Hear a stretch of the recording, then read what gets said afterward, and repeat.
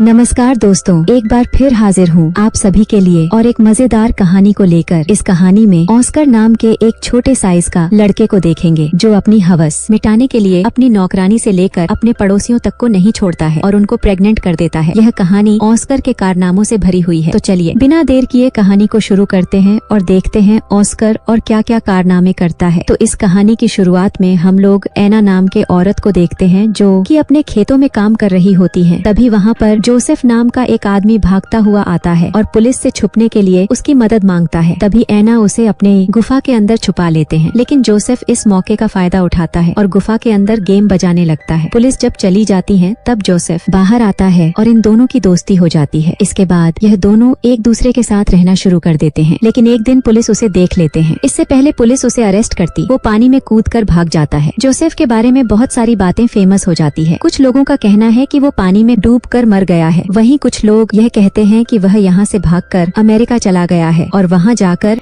एक अमीर बिजनेसमैन बन गया है और वहाँ जाकर ऐश कर रहा है। वहीं दूसरी ओर हम लोग एना और उसकी बेटी एग्नेश को देखते हैं जो कि बाजार में सामान बेचकर अपना गुजारा कर रहे हैं। एग्नेश अपने कजिन जैन से प्यार करती थी कि एक पॉलिश पोस्ट ऑफिस में काम करता है। इसके अलावा एना अल्फ्रेड से भी प्यार करती थी जो कि एक जर्मन सेफ था। उन तीनों के कार्यक्रम से ऑस्कर नाम का एक बच्चा पैदा होता है। ऑस्कर पैदा होने के बाद रोता ही रहता है और वह चुप ही नहीं होता जब उसकी माँ उसे यह कहती है कि उसके 3 साल होने के बाद वो उसे एक टिन ड्रम देगी। इसके बाद वो रोना बंद कर देता है। अपने 3 साल होने के बाद जब ऑस्कर अपने जन्मदिन पर लोगों को शराब पीते हुए और कुत्ता डांस करते हुए देखता है तब वो डिसाइड करता है कि वह कभी बड़ा ही नहीं होगा और अपने इसी काम को पूरा करने के लिए वह सीढ़ियों से कूद जाता है। इसके बाद से अब ऑस्कर हमेशा के लिए 3 साल का ही रह जाता है। वो हमेशा अपने ड्रम को अपने साथ रखता है और जब कोई उससे उसकी टूटी हुई ड्रम लेने की कोशिश करता है वह इतना जोर से चिल्लाता है कि वह अपनी आवाज से कांच को भी तोड़ देता है। धीरे धीरे टाइम गुजरता है। अब ऑस्कर 6 साल का हो चुका है। ऑस्कर ना ही बड़ा हो रहा था और ना ही वह अपने टूटे हुए ड्रम को अपने से अलग करता था और जब भी कोई उससे उसकी ड्रम को छीनने की कोशिश करता तब वह अपनी आवाज से कांच तोड़ देता था। ऑस्कर के इस पावर को देखकर सारे डॉक्टर्स हैरान थे, लेकिन उसकी मॉम और उसके परिवार को यह जानना था कि ऑस्कर बड़ा क्यों नहीं हो रहा। हम लोग देखते हैं कि एग्नेश हर थर्सडे को ऑस्कर को लेकर शहर जाती थी और वह ऑस्कर को एक दुकान पर छोड़ देती थी। इसके बाद वह जैन के पास जाती थी और वहाँ जाकर वह जैन के साथ भयंकर घपाघप करती थी। एक दिन ऑस्कर को अपनी माँ के बारे में पता चल जाता है। ऐसा करते हुए कई साल बीत जाते हैं और अब ऑस्कर 12 साल का हो चुका है। एक दिन ऑस्कर अपने मॉम डैड के साथ सर्कस देखने के लिए जाता है जहाँ वो कुछ बने लोगों को परफॉर्म करते हुए देखता है। उन बनों के परफॉर्मेंस को देखकर ऑस्कर के मॉम डैड को ऐसा लगता है कि शायद ऑस्कर भी एक बोना है। सर्कस का खत्म होने के बाद ऑस्कर डेब्रा नाम के एक बोने से मिलता है जो कि ऑस्कर के टैलेंट को देखने के बाद उसे अपने सर्कस में काम करने के लिए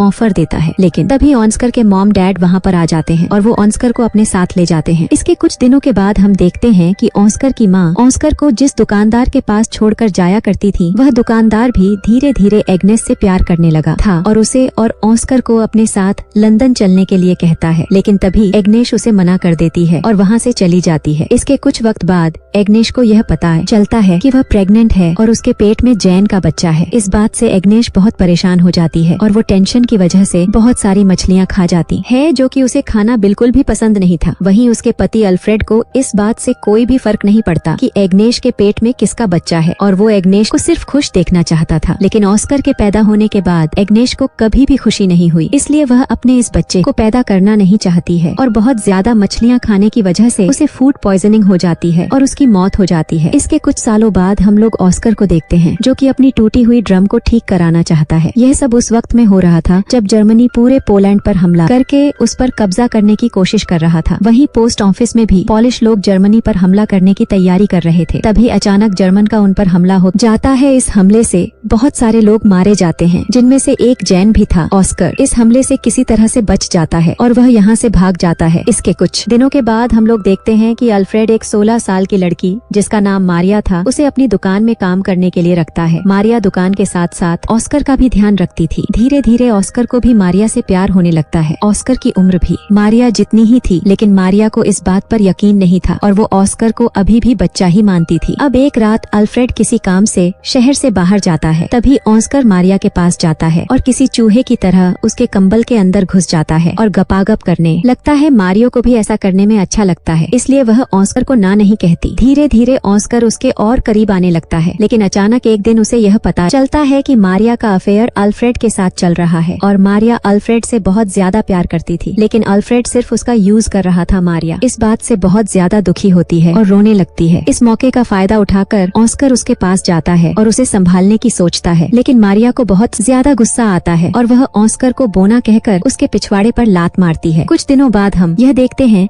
कि मारिया अल्फ्रेड के बच्चे की माँ बनने वाली थी और ऑस्कर उस बच्चे को मारना चाहता था, लेकिन मारिया ऐसा होने नहीं देती और कुछ दिनों बाद मारिया एक लड़के को जन्म देती है। उस बच्चे को पाकर सभी लोग बहुत खुश होते हैं, लेकिन ऑस्कर ये सब देखकर बिल्कुल भी खुश नहीं था, क्योंकि उसे ऐसा लग रहा था जैसे यह बच्चा उसी का है। वहीं दूसरी ओर हम लोग ऑस्कर के दोस्त डेब्रा को देखते हैं, जो कि वर्ल्ड वॉर के दौरान नाजी आर्मी में एक बड़ी पोस्ट पर काम कर रहा था। फिर एक दिन वह ऑस्कर को भी अपनी टीम में आने के लिए बोलता है। यहाँ यह लोग पेरिस में परफॉर्मेंस करने वाले थे। ऑस्कर इन लोगों के साथ मिलकर सारे लोगों को अपना टैलेंट दिखाता है। उनके साथ काम करते हुए उसे अपनी टीम की एक लड़की जिसका नाम रोज बीता था उससे प्यार हो जाता है। अब कई दिन बीत जाते हैं और अब ऑस्कर अपने दोस्तों के साथ बहुत खुश था और अपनी जिंदगी हिसाब से जी रहा था और वह जैसा चाहे वैसा कर सकता था। लेकिन एक दिन अचानक अमेरिकन का वहाँ पर हमला हो जाता है। ऑस्कर की गर्लफ्रेंड रोज बिता इस हमले में मारी जाती है। उस हादसे के बाद ऑस्कर अपने घर वापस आ जाता है। यहाँ आकर वह मारिया के 3 साल के बेटे को एक वैसा ही ड्रम गिफ्ट करता है जैसा कि उसे अपने 3 साल की उम्र में मिला था। लेकिन मारिया ऑस्कर के यहाँ आने से बिल्कुल भी खुश नहीं थी, लेकिन अल्फ्रेड अपने बेटे के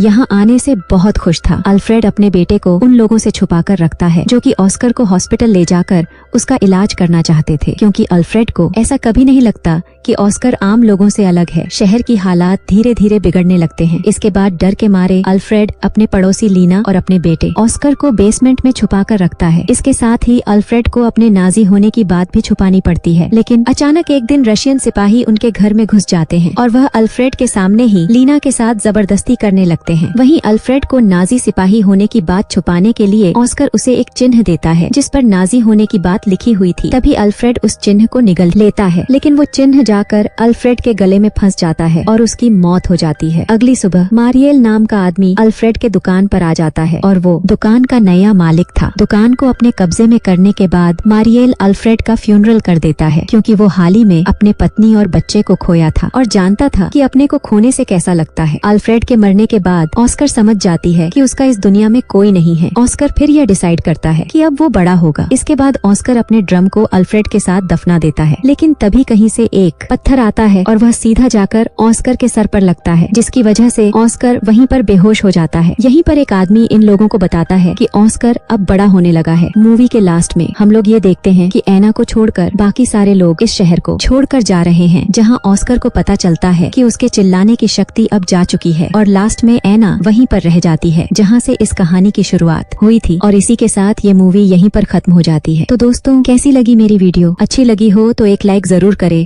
और मेरी चैनल को जरूर सब्सक्राइब करें। तो मिलते हैं नेक्स्ट वीडियो में। धन्यवाद।